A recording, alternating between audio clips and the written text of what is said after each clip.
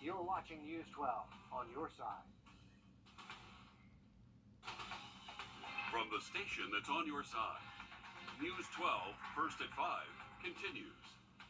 Our top story live at 5. A student sent to the hospital after a shooting at Josie High School today. Students evacuated as parents raced up to the school to meet their kids. A lot of nervous people today. The suspect, who Sheriff Richard Roundtree says is a student, is still not in custody as we speak. Now, all of this happening just after 11 this morning. The sheriff says 2 students got into an argument before they got the call that shots were fired. Now, they responded to an active shooter situation. The sheriff says the suspect is known to the school and to other students. Now, he is asking that student or whoever they may be with tonight to help get him into custody. Again, the victim has non-life-threatening injuries. And our Nick Gillen live now at Josie High. And Nick, parents have told us today was a very traumatic experience for them. What other ways are they describing how this all unfolded? Yeah, well, Meredith, Richmond County Sheriff Richard Roundtree says that everyone followed protocol and it was not chaotic. But parents, well, they're picking up their kids, were telling us that it was chaotic. And you can see video here of students going from the front of the school back to the football field outside. Jasmine Burley's niece wasn't one of those students, though. Burley says her niece was still in the school and it took an hour and a half to find her student. She says that there was confusion with the evacuation, being told to go to the football stadium and then into the gym.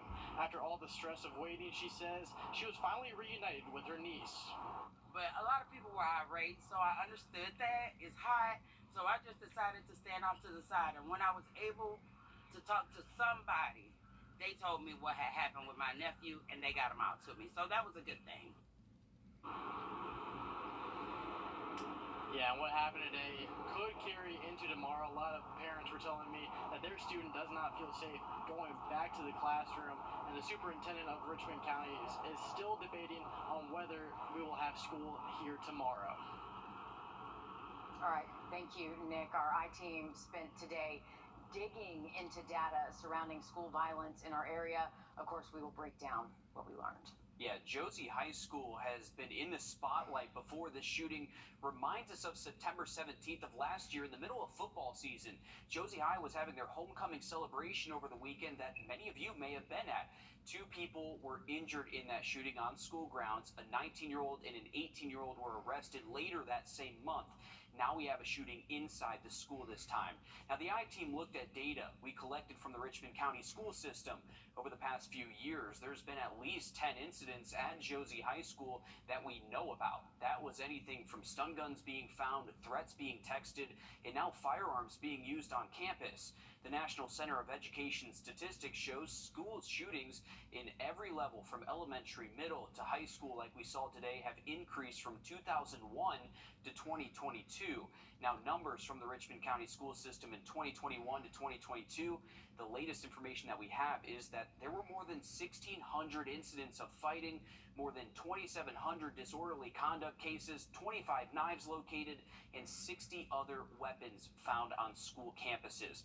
Now, coming up, our I-team is continuing to work on this for you and bring you live updates. We'll have more on how school violence data is tracked or not. All right, thank you for that. Well, This November's mayoral election, so basically they will win the office of mayor. Well, South Carolina leaders say a new state law will help them strengthen families and keep more teachers in the classroom. Yeah, and it comes at a time when the state's teacher shortage is only getting worse year after year. Our State House reporter Mary Green has the details from Rock Hill. Last year, here at Rock Hill Schools, they implemented a pilot program for teachers, offering them up to 6 weeks of paid leave when they welcome a new child into their family. Leaders say it was a success, with more than 30 families tapping into this. Now, starting with this new school year, this will be guaranteed to every public school teacher in South Carolina. On Wednesday at South Point High School in Rock Hill, Governor Henry McMaster held a bill signing ceremony to mark the new law. It provides 6 weeks of paid leave for state employees who give birth and for those who are the primary caregivers for adopted children. Parents who don't give birth, who adopt but aren't the primary caregiver, and who foster can get 2 weeks. School employees can take this time within 12 months of the birth, adoption, or foster, so they'll still be guaranteed their full paid leave if that happens over summer break. Parents who take paid leave won't have that time off count against the time they need to work to reach their next step on the teacher pay scale. It is one beautiful step in the right direction to providing parents the time that is needed to welcome a new person into their lives and provide for them in their most vulnerable moments. Now, the state did not allocate any money specifically for districts to implement this new law. State leaders point out that every district across South Carolina got more money in this new state budget than they did last year, and say they feel confident schools should have enough to cover any new costs. Reporting in Rock Hill, I'm Mary Green. This new law builds on another one the legislature passed last year that guarantees paid family leave to all state employees. On this day in history, we lost the king of rock and roll. Coming up, how one woman is making sure his life continues to be celebrated. Riley? And temperatures have cooled off a little bit today, but we got morning temperatures in the 60s heading our way. We'll have a look at that in the full forecast next. Time and back up. Breaking news just into our newsroom. Following the shooting today at Josie High School, the Richmond County School District says there will be no class tomorrow or Friday. Again, that's no class tomorrow or Friday for Josie High School, Murphy Middle School, and Marion E. Barnes Career Center. Again, no school for those three tomorrow or Friday due to the shooting. Teachers will go back Friday, and normal operations will resume on Monday. We'll take a live look now at much of it over the next 7. Looking to be mostly dry through the weekend for those outdoor plans. All right, thanks, Riley. On this day, 46 years ago, Elvis Presley died. Every year on this day, thousands gather to celebrate his life. And right here at home, one woman has to be one of the late singer's biggest fans. Our Will Volk shows us how she honored the king of rock and roll. It's been 46 years and he will never be forgotten. Laura Tenney is making sure of that. She has hundreds, if not thousands, of Elvis things in her house. He's the greatest entertainer that ever lived. He was so generous and so humble. Every year, thousands gather at Graceland on the anniversary of Elvis's death to celebrate his life. Today, Tenney's friends are gathering here. Since we didn't get to go to Memphis, we're going to celebrate his life here. They showed up in their Elvis shirts. Tenney lit an Elvis-themed candle and then served food Elvis would eat. I have Elvis's cookbook, and I looked to see what his favorite foods were, and he loved blueberry muffins and banana pudding, so I made that. And of course, it wouldn't be a celebration of Elvis without watching him perform. When he sang that, people went, wow. All these years later, Tenney and her friends are still moved by him. In the Elvis movie, he told Priscilla, he said, I will be forgotten. He's wrong. He will never be forgotten. In Evans, Will Volk on your side. Tenney says her Elvis collection just keeps on growing, mostly through gifts. We're back in a bit. First, we'll look at Ashley. A new feature for iPhones makes calling 911 possible by using satellites hundreds of miles above us. It's already saved the lives of hikers, accident victims, and more recently, victims caught in Hawaii's wildfires. Yeah, and our consumer tech reporter Jamie Tucker shows us how that works. There are many different ways you can contact 911 from a smartphone. This is for when there are no cell towers around or when they're all down. Here's how to set it up. When you try to call 911 and the call doesn't go through because there are no cell towers, the iPhone 14 will tell you to start a satellite connection to contact emergency services. Apple has a demo on this page. You'll be asked to give the phone's compass permission to see your exact location. The phone will search the sky for a satellite and make the connection to 911. You'll receive text messages asking for what happened and an approximate location. And if someone is injured, text messages will offer help on how to treat them until help arrives. In addition to sending location information and details to first responders, Apple's emergency service will automatically contact your emergency contacts, provided you've set it up. To do that, go into the Health app settings and medical ID. Add emergency contacts and their phone numbers. While you're at it, enter any medical conditions and medications. This helps responders quickly gather essential information if you're unable to respond. And this only works on iPhone 14 and future iPhones and iOS 16 and later.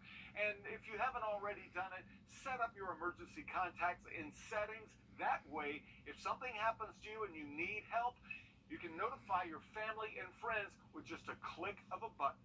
That's What the Tech. I'm Jamie Tucker.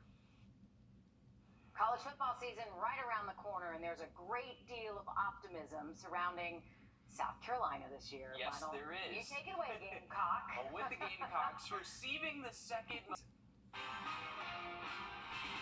Well, breaking news live at 5. A joint operation leading to 6 search warrants executed at massage parlors in North Augusta. Police there say SLED, Homeland Security Investigations, Aiken County, and Aiken City agencies executed these warrants. Officials say there will be a joint news release tomorrow morning with much more information. We're back in a bit. With a crazy. All right, what do we got? Looks like 64 yards to the pin. About 64 mile per hour winds. Dude, there's no wind. Hand me my 64-degree wedge. What's in with you at 64? Are you 64? .com!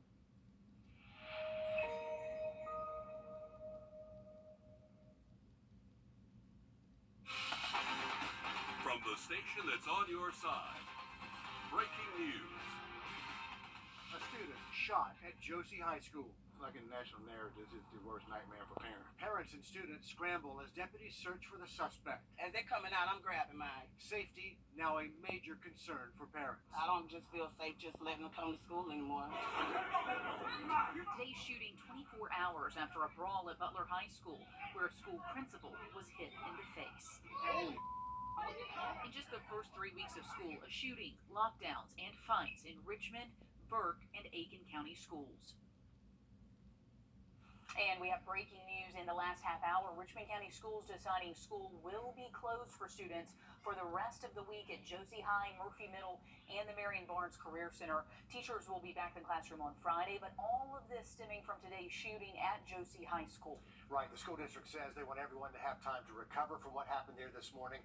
No decision yet about Friday night's football games. We'll let you know when that decision comes down. But when students head back Monday, counselors will be there available for students and faculty to address any emotional support needs.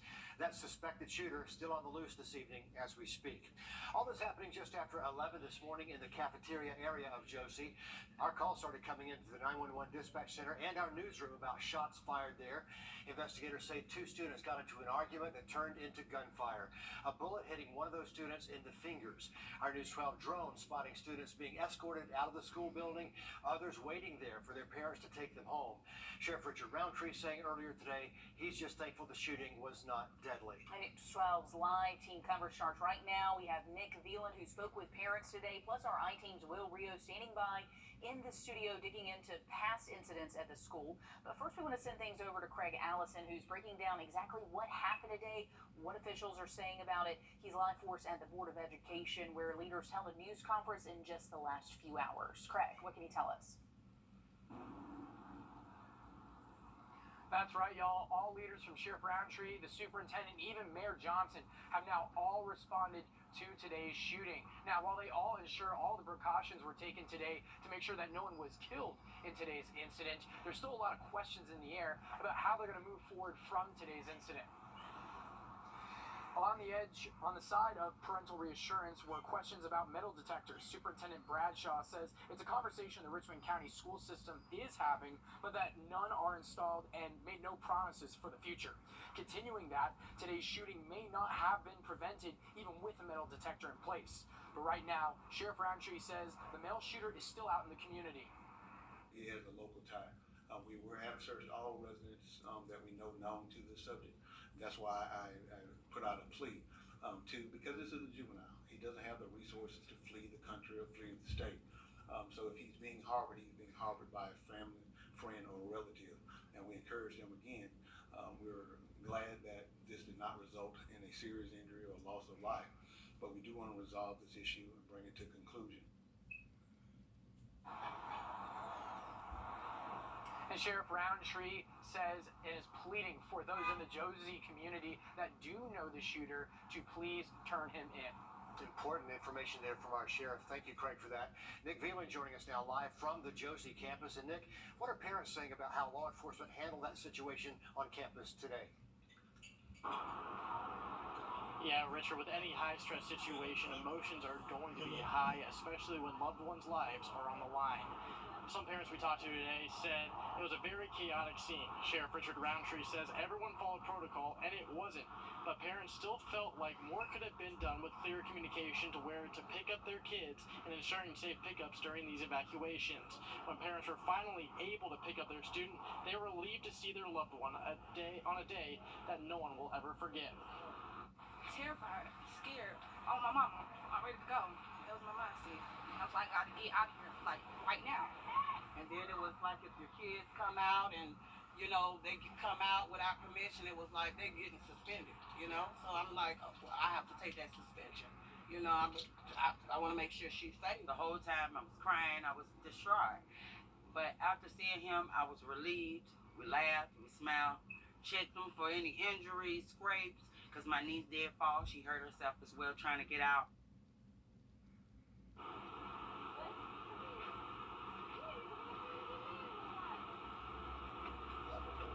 And those I talked to said that their child may not feel comfortable going back to school in the next couple of days. And the superintendent just announced again that school will be canceled here at Josie High School and Murphy Middle School for Thursday and Friday. No doubt it was intense. Anyone who's been through active shooters training knows how intense it can be to be on the other end of that gun as those officers come through. So I'm sure those students saw and heard a lot today. But Nick, thanks for the update there from Josie. And tonight we're digging deeper into some other violent incidents at the school. Will Rio here in the studio. So Will, what have you learned? Well, this isn't the first time that the spotlight has been on Josie High School.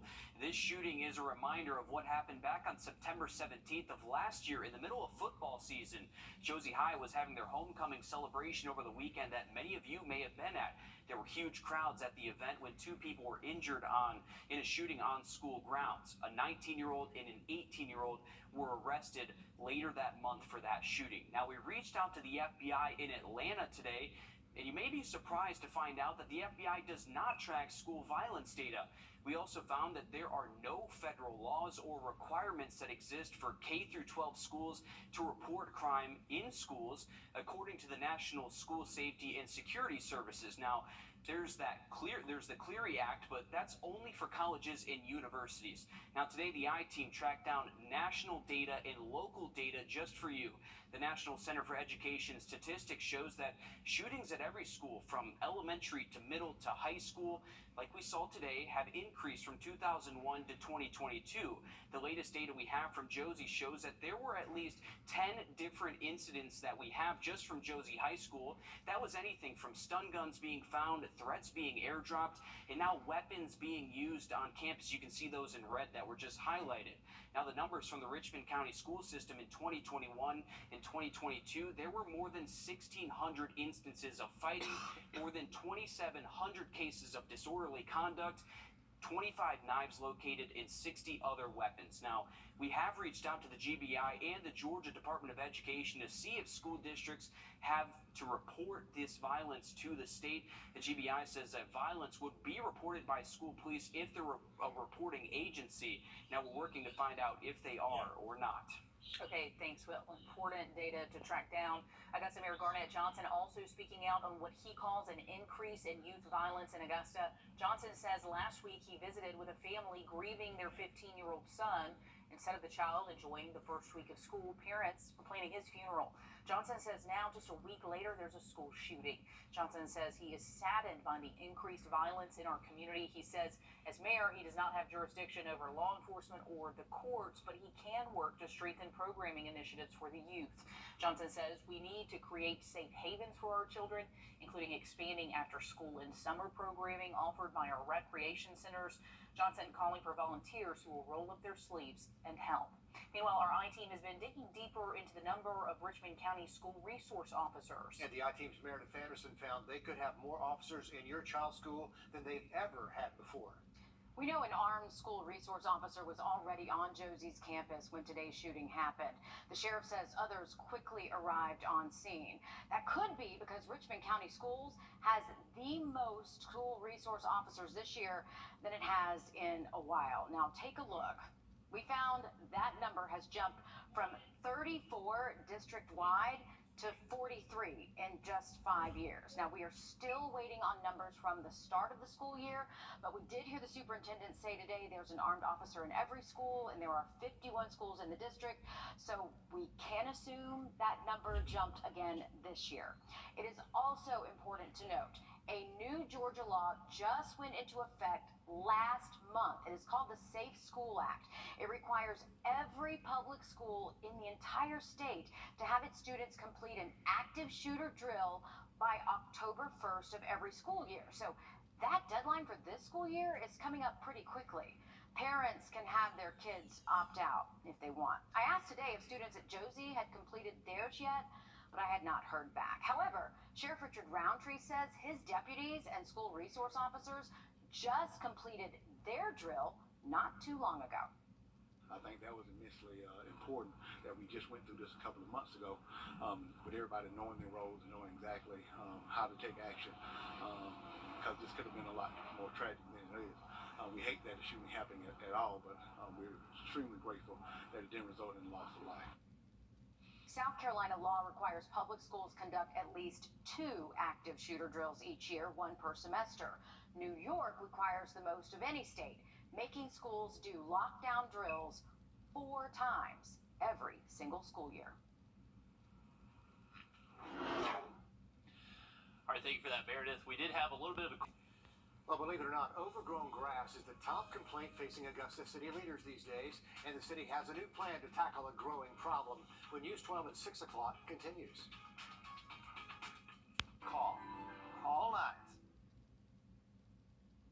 Grass trimmings, grass, piles of weeds, that's the #1 complaint, along with that uncut grass. That's what Augusta neighbors are complaining about. No one wants to look at overgrown grass or broken sidewalks. The question, though, is who's really in charge of fixing these problems? Hallie Turner live for us on 8th Street to show us what neighbors over there are concerned about. Yeah, Richard, as you can see, it's a lot of ungrown grass over here. It's overgrown, excuse me, not ungrown. Overgrown grass, the sidewalks are cracked back here, and they're just so frustrated. They've been this way for years. But commissioners are on a mission to get rid of the nickname Disgusta and bring back the Garden City. I love my town and I'm proud of it, but I've had enough. Enough of overgrown grass, tall weeds, broken sidewalks, and more. This is it, folks. Uncut grass, cracked sidewalks, asphalt falling apart. You ride down half the roads in the oldest part of the town and we've got sinkholes. Tony Stevens has lived in Augusta his entire life, and he says things have only changed for the worse. I've only saw things get worse around here in the last several years.